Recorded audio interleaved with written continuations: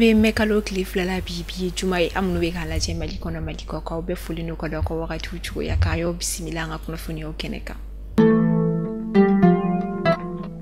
kuna funi damnela kunungo tunye alamsa ye mekalo clifolo domin talendo ka akula don je fanta anani bela jeralin fe ko ke barakela otokola dui ni kunu takunyi atako keme bisaba ani konontona ye alanya na mayara anga jemana fanta anani bela jeralin fe okumi konna la UNTM ni Union Nationale des Travailleurs du Mali olu koni bora so komada fe kaseka woni so jaw koni ira o make abani fe metalike amapu fanani o agence malienne de la presse de publicité olu fana bora ka domba koni ka alanya na maya o make abani alanya na mayala anga jabana fantan nani bela jarlin fe mi yere koni tarla kabla okumi kono o de be ani nyata kai anga jamana o konna la ama fo ala ka premier match mayira ana anga jamana kono anga jamana nyama general d'armée Assimi Goïta koni kuma doke la ba wakati la ba na mi konal ay ayira ka foko maliente Burkina Faso ni no wa Nigeria ti koni jamana saba dembe mo ko kelinde ni amse ka foko ambe sahiye odiji kuma mini konala ay ayira ka foko ni jamana saba be da kan yikili gele be uka uyu nyeshi femi karo ka fodde kun chamane ma nyogon fe minun na ukoni gala nyinu yekele ka seka ubala jale koni ka fere jonjo ani jabi nyuma koni soro ukonya ula chugo ya mina okama ulu koni yekelenye udaka una wa yekele uka barola wa ore bato ukala nyinu fana yekelenye wa koni ala sonama ko adalimba la ka foko ni be damina siki ula ni ka fonya taka ulu bina sabati avril kalo klibi saba okoni kera vienti ukoni ferili da okoni nye mina ayirala kafo avril kalo klibi saba koni manate mesamba flani muganduru bolma fe tiki fafa kon beni obetalike bolma fe simfla ani motor siklu koni na munu kanga tuka bolma fe vienti ulu koni ta koni de avril kalo klibi saba koni te mena seka seka lu koni na damne ni mena ka soro vienti kon tika bolma fe na nyangil na daika enemy koni ukaka alde bamako ni obe sugu ni ko bamako faba konna la ni wakati na tasma koni menande ndo alde bamako sugu yere o konna la mi yere koni kadendo ka alde bamako sugu koni fere kala ka uja koni tike kosobe wala saka sega tasma koni ka udala kuru wele koni blala saper pompier tigla mama ni uy anga jamana la kana tigla mai wala saka sega fere soroni de pinamba fala ka jisma ke afroy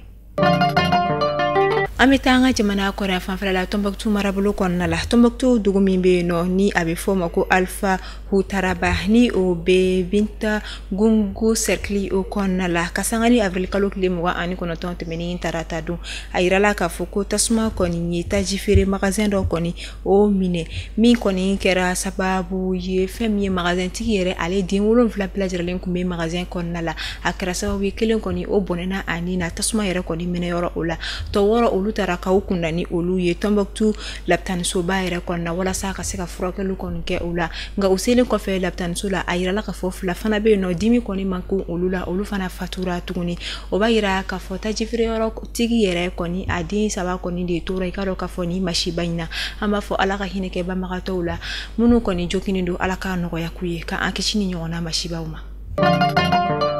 farikulu nyana jebina kunka for forum international sur le sport ni oye sanwo sa farikulu nyana jo to la forum ba misigi anga jamana o corona la mina anga jamana farikulu nyana je kala bebe ire soro akonna la nyina ta ko kono tona o barobe na nundu ka adam ne me kalo klita ani woro la kata kunche me kalo klita ani shekina abina ke centre international de conférence de Bamako o konna la CICB la nyina ta defa be anga jamana ministre machine farikulu nyana jamani o monsieur Abdul Kassima Fomba aleye mi okumu konna la kasangani bi me kalo cliff la yere o yi formation ba koni da benendo mi mina do forum o okumu o konna la sojo kembe kirini woye ba maliba ale konna la me domina ina fobi tungarage munu sigile me jamana ko ka nubu ka war blakana ko ka sojo we nate jo ajo togola hamini joro bana aula ka sawbiya ke jawano service nana aula fiali kama jawano service ale konna la ingénieur be géométre fene be no ka kalanke ka diplôme ni ka soro ka klaka abarake jawano service mawdo ingénieur bu fe no munu be u ka terrain papier u ka ulu vérifier munu be étude de sol ke an conception du plan o bela lajɛlen bɛ jamano service ale kɔnɔna la ka wari di k'i ka so jɔ dɔɔni dɔɔni jamano service b'o kɛ i ka so jɔli daminɛ i ma se k'a ban jamano service bɛ a tɔ laban i ye o ni banque saba bɛ partenariat la i bɛ juru ta banque fɛ k'i ka so jɔ dɔɔni dɔɔni jamano service ale fɛ gɛlɛya o banna tungarankew kan ala ni jamano service ale sababuya hami ni jɔrɔ kɔni o banna ka jamano service ale to yen nɔ i mago bɛ kunnafoniya wɛrɛ la nɛgɛjuru sira banba 00223 79 09 48 48 walima 00223 79 09 46 46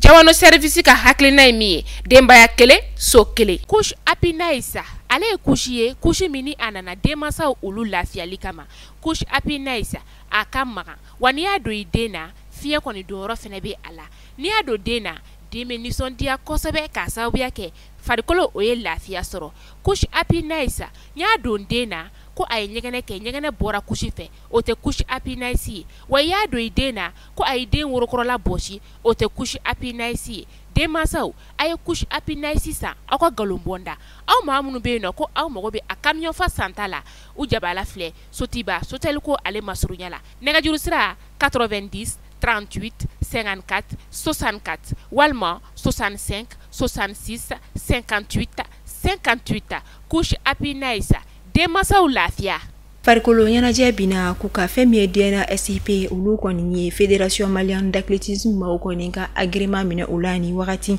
o la fɛn min kɔni sababu ma kɛ dɔwɛrɛ a yirala k'a fɔ fɛn min ye Fédération Malienne de l'Athlétisme olu yɛrɛ kɔni kɔnɔna la ko baaraw kɔni tɛ ka kɛ hakɛcogo ɲuman o la o ma kɛ a bannen ye fɛn min ye ko bolodacogo fana tɛ ka ɲɛ wa o mana laɲini fɛn fɛn kɔni ta a si kɔni tɛ ka kɛ sababa ye min yɛrɛ kɔni kɛra sababu ye u kɔni ka agrément o minɛla o la ni wagati Tina. An bɛ taa kɔkan kibaru la an bɛ taa Ghana ka olu fɛ yen nɔ walasa Ghana jamana ka sanga n'u ka laɲini sigili sen kan ni o ye ka u ka yɛrɛya kɔni sɔrɔ u ka sanuko ta bina ko kan ni o ye souveraineté minière o kɔni ye Ghana jamana kɔni bɔla ka contrôle ba dɔ kɔni sigi a ka sanuko jagoko tɔgɔ o fanfɛlaw fɛ walasa a bɛ se ka fɛn min ye a ka sanu donda ani a bɔdaw ani a labaara cogo a yɛrɛ bɛ se ka o bɛɛ mara sɔrɔ cogoya min na min kɔni bɛna bɔ jamana wɛrɛ olu yɛrɛ kɔni bolo.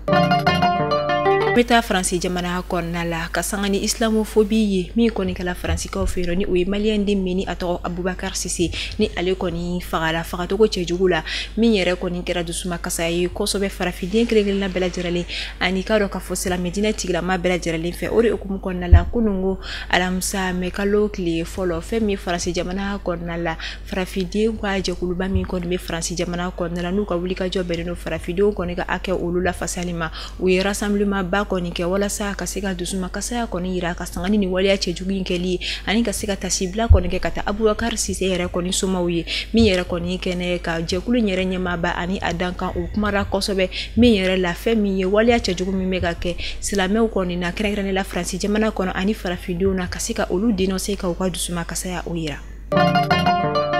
Alibi an bɛ to kɔkan kibaru o kɔnɔna la an bɛ taa Israel jamana o la fɛn min ye masiba koba dɔ kɔni wulila Israel jamana kɔnɔna la min kɛra ni tasumaba dɔ yɛrɛ kɔni wulili yɛrɛ o kɔni ye min balila ka balaw kɔni kɛ ka jamana kɔni fan caman o kɔni minɛ min yɛrɛ la ni wagati in na wulikajɔ kɔni kɛra no ka se ka phénomène ka yɛrɛ faamu ani ka se ka a dankari sira la.